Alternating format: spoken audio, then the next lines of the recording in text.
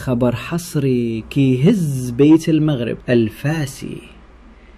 إدارة الماس وصلت لاتفاق نهائي مع جوج من أكبر الشركات الرياضية في العالم، أديداس الألمانية ونايكي الأمريكية، باش وحدة فيهم تزين قميص النادي الأصفر ابتداء من الموسم الجاي.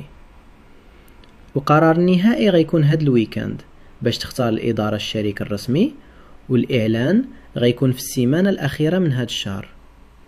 والسابقة اللي غتوقع لأول مرة في تاريخ الكرة المغربية هي أن الماس غتوقع الكونترا ديريكت مع الفروع الرسمية في ألمانيا والأمريكان، ماشي مع الفرع اللي في الإمارات بحال كاع الفرق المغربية الأخرى.